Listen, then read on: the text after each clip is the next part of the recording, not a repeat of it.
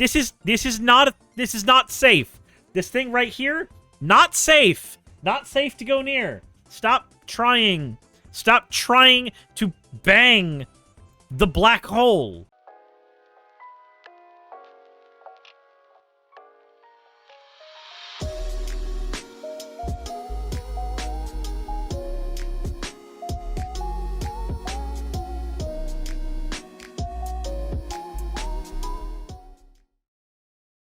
Well, this one's going to be a little fun. I haven't covered something from S.J. Thomason in a while, mostly because I have my wits about me. But I decided that I was going to go ahead and cover this one because, come on, it's literally called 10 Reasons Not to Be an Atheist. It's perfect. 10 Reasons Not to Be an Atheist? We gotta respond to that. It's like tailor-made for me.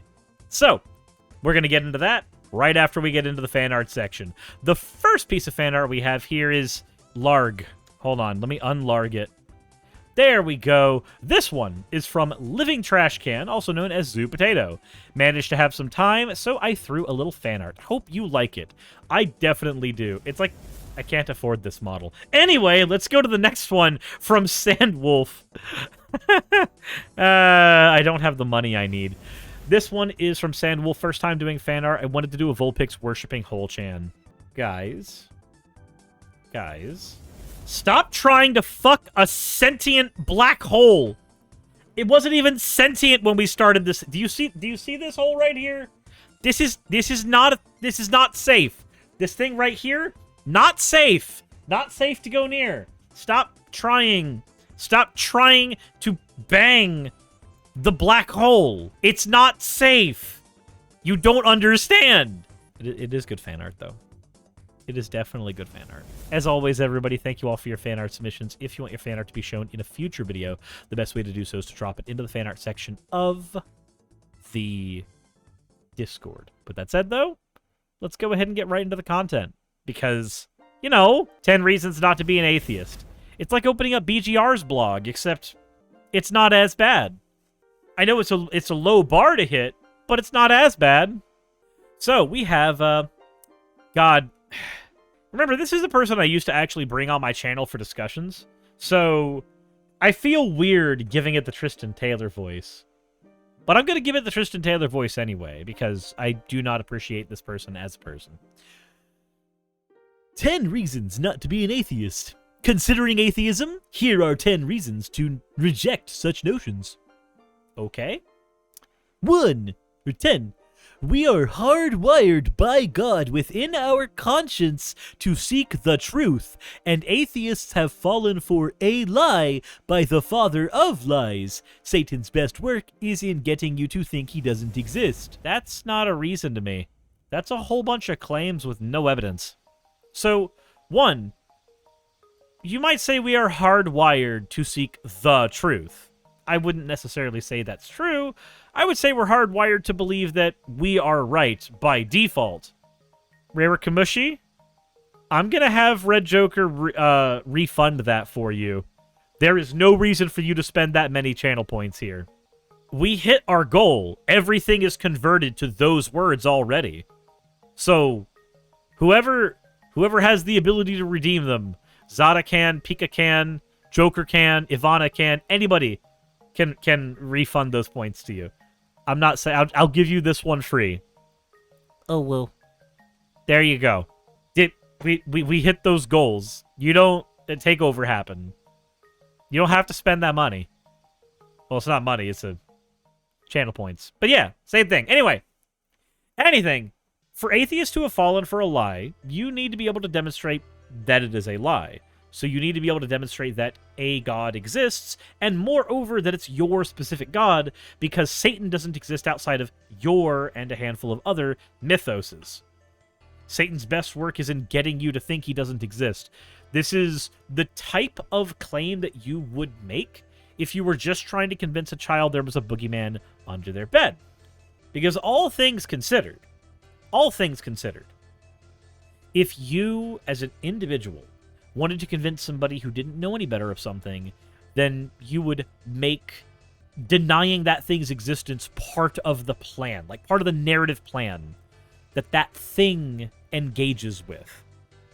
If Satan's best work is getting you to think he doesn't exist, then we're already kind of pre-primed to believe that Satan doesn't exist.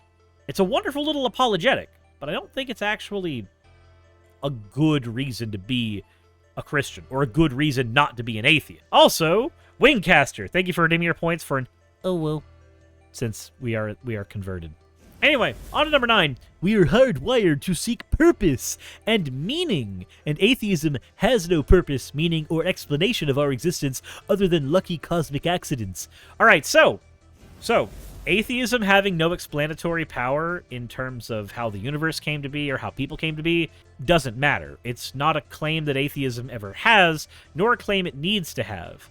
We can seek purpose and meaning in all kinds of things. I can find purpose and meaning in playing Magic the Gathering.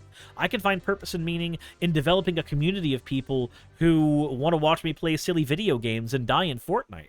I can develop that purpose. I agree we're hardwired to find some kind of purpose in things. This is why people who are largely nihilistic tend to be not the happiest people in the whole world. And I'm not talking about people who, try to pretend they're the Joker and think that's nihilism. I'm talking about people who try to be like, oh god, nothing has any meaning anyway. I'm talking about that. I'm not talking about like philosophical nihilists. I'm talking about people who have the tendencies they think Sans the Skeleton has, even though I did an entire video showing that Sans is not actually a nihilist. But regardless of us being hardwired to seek purpose and meaning, we don't have to seek it in atheism. Hell, most of my content isn't about atheism anymore anyway. Like, atheism doesn't need to do that. The next one we have here is, humans are exceptional, but many atheists think we're no better than apes. What? No, we are better than apes. We are fundamentally better and different. We had a split of chromosome 2. It's the thing that makes us different than apes, and in some cases better in terms of the type of experience we have with life, the things we've been able to build. I'm sorry, many atheists thinking something, though, has nothing to do with why you should or shouldn't be one. Many Christians are pedophiles, and many Christians have been shuffled into various other countries in order to protect themselves from our law enforcement. If you don't believe me, please look at the things the Catholic Church has been doing with its fucking priests. That is not a reason to not be Catholic. That is not a reason to not be a Christian. That is just a claim about Christians and Catholics. A claim that is true. There's also atheists who are pedophiles. They're also pieces of shit. The next one we have here is number 7. Our DNA is a sequence of around 3 billion A, C, G, and T nucleotide pairs, which is a blueprint for our development from a single cell. If you saw a sequence of words in a book or written in the sand on the beach, surely you would acknowledge a mind originated these works. Right, because we have looked at books, and we know books have authors because we have seen authors write books. We have not seen a god construct a DNA sequence. And we've actually been able to trace back and see how a DNA sequence like ours has been able to develop naturally over the course of several millions of years. That's not a reason not to be an atheist. That's a claim with no evidence. Also, DNA is quite messy. Yeah. Perfect God creates fucking DNA that just does not help us at all in any way, shape, or form and actually makes our lives worse. Like with cancer. Number 6, your time here very much matters to your salvation. That's, again, not a reason to not be an atheist. SJ, I have a question, truly and honestly, as somebody who used to have a modicum of respect for you. I don't anymore, but as somebody who used to, I have to ask the question. Did you write these thinking that an atheist would read them and find them convincing? Did you write these with the intent of convincing atheists? Or did you write them with the intent to be intellectually masturbatory? To wax lyrical about salvation and its benefits? You have to remember, if you're talking to an atheist, you need to ask yourself, what types of things does an atheist want? What types of things does an atheist need? And address those. This is why when I talk about talking with people who are conservative, I talk about using their language. I talk about approaching the conversation not as somebody who has a bone to pick or as somebody who's trying to convince somebody, but approach conversations just as a normal human being. And you'll find a lot more headway in those conversations. You'll be more convincing when you're sitting down on equal footing with somebody. Talking down to an atheist and saying, "You don't have any purpose! Surely you would acknowledge that!" I'm sorry, that doesn't help at all. And being like, "You don't have a lot of time, and it matters a lot for your salvation!" Bro, an atheist likely doesn't even have a concept of what salvation means in this case. They don't. You're not going to be able to convince most atheists with this kind of language. This is loaded language meant to entice Christians, but it's not going to do anything if somebody's an atheist. It simply isn't. Also, Ivana Drakmeyer, thank you for redeeming your points for an ooh, since we did get that number. So was this back when you were an evangelical, or was SJ an atheist at one time? No, Zada, some of the earliest content on my channel, I actually spoke with SJ Thomason as she had not converted to Catholicism yet, and I was still doing atheist content most of the time. But I would bring her on my channel because we agreed on some points. We agreed on some things, and we would speak at length about them. I lost my respect for this person when she started waxing fucking maniacal when a member of the atheist community died due to sickness, and she started going on about how he's in hell and how his family needs to focus on the fact that he's in hell now. When she did that, all of my respect for her went out the window. In previous responses to her content, I would be very respectful, and I would do everything in my power to make sure that I was sitting on even footing with her. After that moment, I started going, "Oh, this dumb bitch." And she called me out on Twitter for it, but I'm okay with that. I don't have any respect for this individual. It does not matter to me the words they use for me.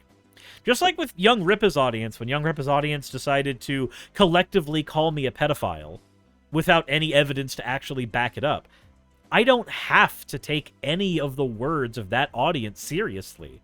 I don't have to internalize any of those critiques until such time as they're willing to produce some evidence that matters to me. Just like with SJ, until such time that she's able to become a person that I find worthy of respect, I don't find a reason to give a shit about how I choose to refer to her. But, did I miss that segment? No, we'll get into that later.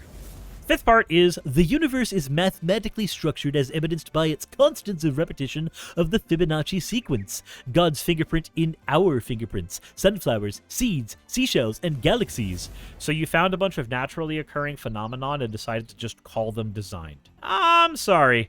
I don't think that's a really good reason to not be an atheist. That's not a convincing thing. You saw some sand and you decided, oh, well, because everything just happens to have this one sequence that I call perfect, therefore God. No, that means that everything has one very quick, unilateral idea of how to structure itself that is convenient, of how to structure itself that is efficient. The Fibonacci sequence is about efficiency, more so than anything else. The fact that a group of life forms, or the fact that a group of phenomena is grouped up together, that just happens to share this sequence, isn't evidence of a god. It's evidence that we all come from a common thing, but that's like saying God is just the concept of a eukaryote. It doesn't mean anything over and above the fact that, hey, things happen to be structured a certain way. Moreover, wouldn't it be really inconvenient if your God just happened to be the wrong one, and all of those God's fingerprints you found were actually some other God's fingerprints? And thinking about the concept of God, a truly perfect and omnipotent God would not require something like the Fibonacci sequence in order to create a lot of material that is likened unto itself. A perfect omnipotent God wouldn't even require a blueprint. They could just make something appear with any amount of any type of atomic structure. But we don't see that. The next one we have here is from number 4. Nature and the cosmos point to significant beauty in our creator. What? No. Nature and the cosmos just point to the fact that nature exists and the universe exists. That doesn't point to a god. That's literally just saying things exist, therefore God. Look at the trees. I'm sorry, that's not super convincing. Jay Bondboy, thank you for redeeming your points that just got converted because of the thing that happened earlier before we started this segment. Oh, well. I'm gonna shoot myself in the face if I keep having to do those things. Number 3, numerous miracles by the saints, as evidenced at Lord Fatima and many other places, and people such as Padre Pio. These point to the supernatural.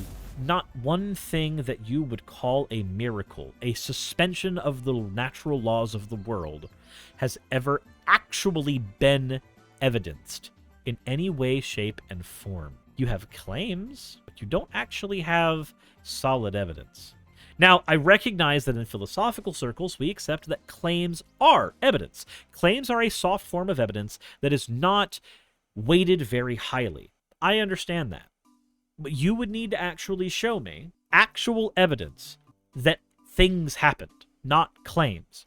For instance, it's very weird to me that we don't actually see any modern-day miracles now that we have a camera in everybody's pocket. Everybody having the ability to record everything all the time, all at once, should mean that we should see a lot more miracles now, because now they're not just beholden to who happened to see them at the time, they have the ability to go viral on the internet now. And yet they don't. Almost as if they don't happen. Zadahagala says, I would feed you, Suris, but you claim to want to lose weight. I do want to lose weight. But you technically already did at Buffalo Wild Wings that one time, so I guess that actually counts. The next one we have here is from number 2. Our Father created us and loves us. We were made as man and woman in the image of God. We are his image bearers. Again, that's not a reason not to be an atheist. That's just a claim. This is again in the same realm of things that you are saying that sound like you're waxing nice and lyrical to other Christians, but to a would-be Christian, to an atheist, that doesn't really change anybody's mind. That's not a reason to not be an atheist. God made us and we're in the image of God. Okay, cool. What if I hate myself? What if I accept that I am a flawed individual and I don't like most aspects of myself? I'm made in God's image. God's as fucked up as I am. Why would I want to worship that? But finally, the last one. Jesus is the way, the truth, and the life. He suffered and was crucified. He was buried as a sacrifice for our sins and salvation. He is risen. His resurrection is attested. Multiply. I definitely have an editor. Multiply from the ancients, who had no reason to craft lies. Yeah, no, people in the past have every reason to craft lies. Just like people in the present have every reason to craft lies. People lie, SJ. It's a pretty normal thing we do. Many were martyred in gruesome ways, but their testimonies remain. Yeah, if I'm convinced of a lie, I might die for that lie. I hate to tell you this, SJ, but the American military dies for a lie every day. We have modern examples of dying for lies. May God bless you and keep you in his hands. Put your life in his hands and watch it flourish. Yeah, sure. Again, I don't see a reason to believe there. The claim that some people claimed a thing and then died after making the claims, that's not a good reason for me. It's just not. When you say that, when you say that people died for their beliefs, that doesn't add truth value to those beliefs. All that does is add weight to them to you. If somebody died right now for Sonic the Hedgehog, would that mean that Sonic is God? If they thought Sonic was God? No? Okay, then we agree that the death and the belief have no bearing on the actual truth value of that claim. Same here. Now, this is not to say that if you are a Christian, that is a bad thing, or a wrong thing to do, or be.